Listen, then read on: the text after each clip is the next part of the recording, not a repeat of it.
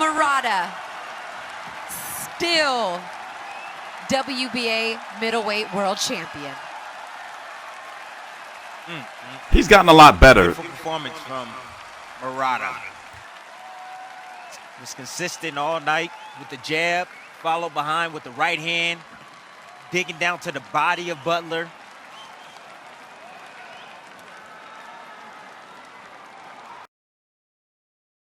Early Monday morning card taking place over in Japan just ended with Ryota Murata stopping Stephen Butler from Canada in round 5, defending his WBA world title at 160 pounds, Canelo being WBA Super World.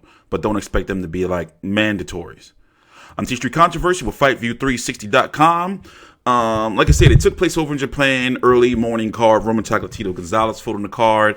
Marudi Mathalini fought on the card. And basically, you know, okay, I understand, you know, he had the 2 fights with Rob Brandt, one in which like he was completely blown out. The second one, he stopped Rob Brandt in the rematch, his last fight in round 2 in July of this year. Now it's time. Champion of the world, Ryota Murata.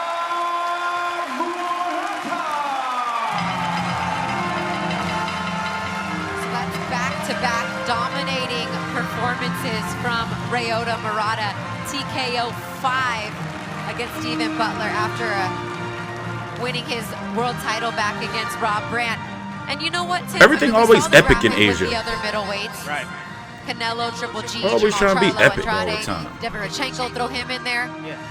I'd like to see Murata get a shot at one of these One guys. of these guys, you know. He needs a significant fight. And looking at the 160-pound division, it's like, okay, yeah, you had the little hiccup with Hassan Endam, the first fight I think he won, by the way. You had your hiccup with Rob Brandt. Next fight, you came out brutally, knocked him out. And now, looking at the 160-pound division, Murata brings in a lot of money and ratings over there. The thing is, you got to go over there to fight him to get that money and ratings. You see what I'm saying? Now, at 160 pounds, you know, he's a top-ranked fighter. Who is he going to fight next? I want a significant fight. You know, Canelo, next fight is not going to be at 160, so I doubt it's going to be him. Golovkin is going to be fighting Shirzmeta in March, April, or May in Chicago. You know, that Polish money. Demetrius Andrade desperately needs a fight, but he's signed to the DAZN. Can Murata go over to the DAZN? Can they do some type of shit with that? I think that makes sense, especially since Andrade can't get a fight to save his life. He's fighting Luke Keeler, for crying out loud. No disrespect to Luke Keeler. I covered him. Stephen Butler didn't really have a chance. He got some heart, but didn't really have a chance. I'm surprised he was able to stand up as long as he did to those chopping rights that Murata was going. Murata is one of those fighters that those 2 losses, despite one of them being pretty much a robbery, you know, they have helped him. Like, he's matured so much. Even though, you know, there were some shots in this fight that he shouldn't have took, but you can tell he had no respect for Stephen Butler, and he was trying to get him out of there. So, like I said, you know, like they gotta do something, man. They gotta do something. And how is his weight? Anybody know if he would, you know, if he would move up to 168? Like, how's he doing? He'll have more issues getting a fight at 168. You know, he with the political divide and landscape and all that shit, network shit. It's unfortunate that he can't get significant fights. Like, I've already done enough in the sport already. Then he lost his belt.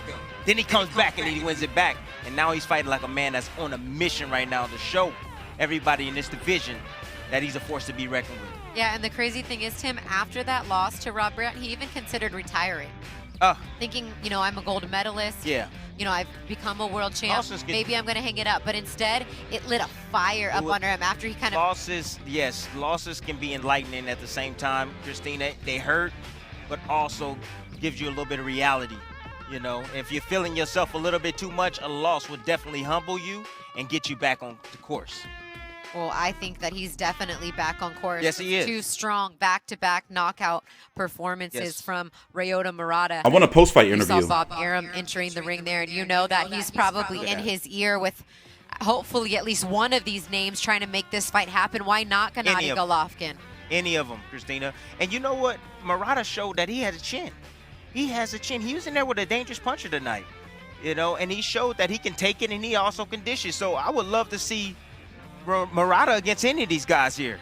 and you know, Bob Arum and Top Rank has shown that they have sent a champion over to DAZN, and they sent, you know, Jose Ramirez over there to fight Maurice Hooker. And if that's what it takes to get a fight with Canelo Alvarez, then. But I don't know if Canelo can make 160. Now that I think about it, I don't know if he can go back down to 160 after 175. I don't know. That'll be tough. But if he can, why not?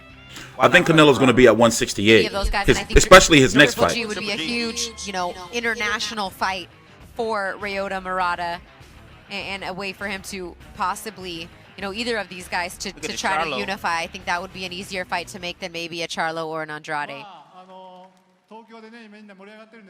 As I mentioned, the star power of Ryota Murata. I mean, he is a bigger star in the country than Inoue is because of what he's accomplished. Right. Being that come on, Christina, shh. I don't speak Japanese, but shit. And at such a high weight class. Yes. Most of the Japanese fighters do not have success upwards of, exactly. So he's different. Exactly. He's different. He's special. He's a big star, and he put on a big star performance tonight from Yokohama, Japan.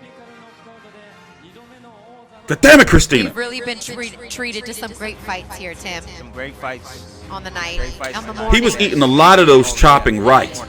A lot of them. You guys had a chance to see Kinshiro and Taraji this must be the stoppage right here to show defend his title by TKO round 4. Maruti Mithalani remained victorious, knocking out Akira Yagashi and the man. E is silent. Ryota Murata defends his title or the Y or the I. Stephen Butler. For Tim Bradley, I'm Christina Poncher. Thank you to everybody that made this happen. Hope you enjoyed the night of fights. Hope you enjoyed boxing in 2019. Merry Christmas, happy holidays. Ooh, we'll see you next year. I didn't see that punch. That was the one that ended him. We're going to see what's next, man. We're going to see what's next. Like, that's why I hate politics, you know. And you already see the ESPN top-ranked commentators, Christina Poncher and Timothy Bradley, was like, listen, he may have to go over to the zone to get a fight. If a guy like Golovkin would fight him, you know, Golovkin may be moving up to 168 himself, especially if he's still chasing Canelo. You know, we're going to see. But one thing for sure is he needed a big fight. And, you know, I wonder if they're going to still explore the Jeff Horn fight. Murata versus Jeff Horn. Jeff Horn going to be in trouble. Remember, Jeff Horn lost to Michael Zerafa in an upset in their first fight and then just beat Michael Zerafa last week in a Fight of the Year candidate, from what I've heard, even though, you know, there's only highlights and not the full fight available online yet. I couldn't cover that fight because I couldn't find a link for it, and ESPN Plus didn't pick it up. And I thought since Jeff Horn was being rumored to fight Murata that they would have showed the Jeff Horn fight last week and then showed this fight this week. But something is going on with Top Rank and Jeff Horn over the broadcast over here where nobody wants to pick him up. Or maybe, I don't know, something's going on. And I would like some answers. So I apologize. My tooth has been fucked up actually at one pulled. So that's why I'm rushing through. I can't wait to get this over to go take some pain meds and lay down. I've been up since 3 o'clock in the morning after going to bed at fucking damn near midnight to cover this card. So, T-Street Controversy, shout out to Roman Chocolatito Gonzalez, even though he came out to that soft-ass music. That shit was a little weird. And I wonder if, I think that Rungvisai still has his soul, but he's still competing at 115 pounds. Maybe this was a showcase fight for Top Rank to possibly pick him up. Shout out to Maruti